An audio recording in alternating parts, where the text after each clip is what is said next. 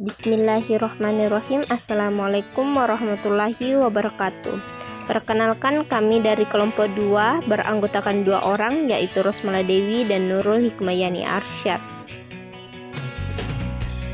Kali ini kelompok kami akan mempresentasikan peran guru dalam pengembangan kurikulum. Peran guru yang pertama yaitu peran guru sebagai implementer. Sebagai implementer, guru berperan untuk mengaplikasikan kurikulum yang sudah ada. Guru tidak memiliki ruang baik untuk menentukan isi kurikulum maupun menentukan target kurikulum. Akibatnya, kurikulum bersifat seragam. Apa yang dilakukan oleh guru-guru di bagian timur Indonesia sama yang dilakukan oleh guru-guru yang berada di bagian barat Indonesia.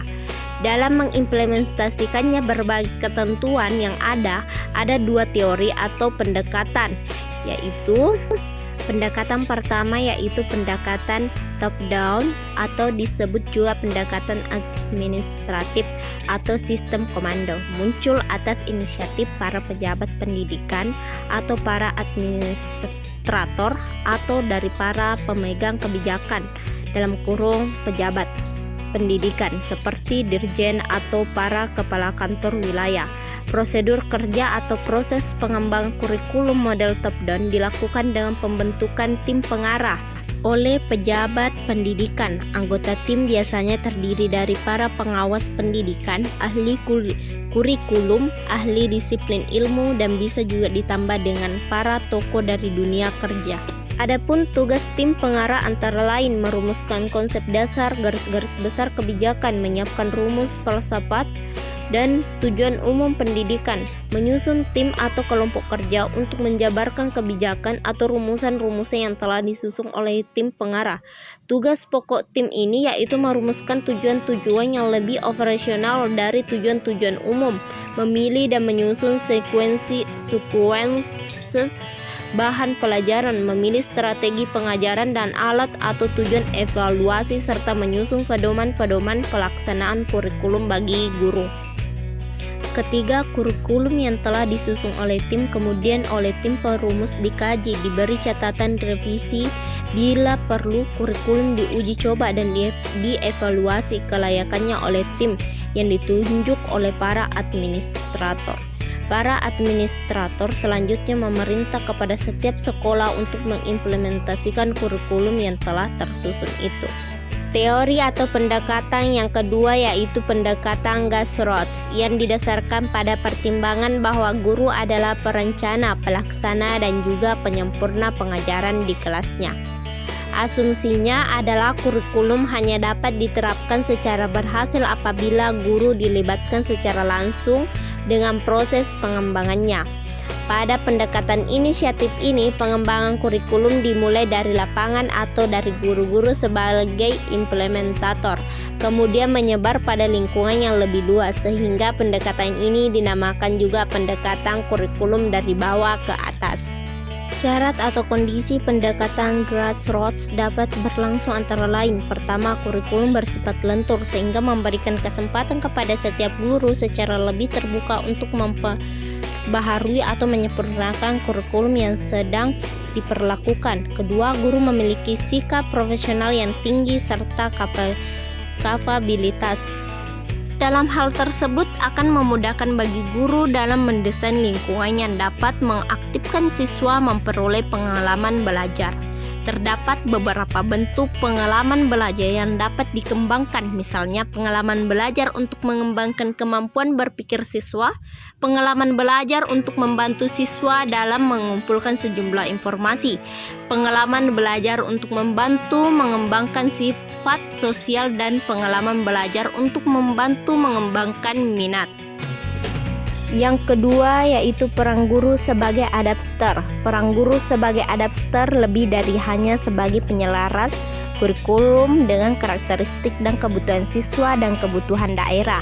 Misalnya, para perancang kurikulum hanya menentukan standar isi sebagai standar minimal yang harus dicapai. Bagaimana mengimplementasinya, kapan waktunya, dan hal-hal teknik lainnya, seluruhnya ditentukan oleh guru. Peran guru yang ketiga yaitu peran guru sebagai developer. berperan sebagai pengembangan kurikulum. Guru memiliki kewenangan dalam mendesain sebuah kurikulum.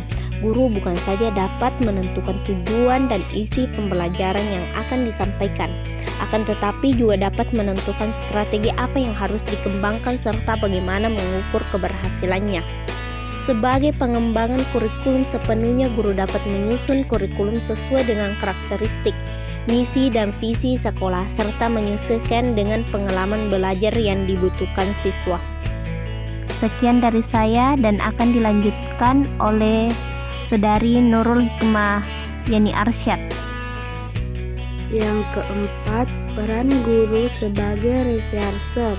Sebagai fase terakhir adalah peran guru sebagai peneliti kurikulum. Kurikulum researcher. Peran ini dilaksanakan sebagai bagian dari tugas profesional guru yang memiliki tanggung jawab dalam meningkatkan kinerjanya sebagai guru. Salah satu metode yang dianjurkan dalam penelitian ini adalah metode penelitian tindakan kelas PTK, yakni metode penelitian yang berangkat dari masalah yang dihadapi guru dalam implementasi kurikulum.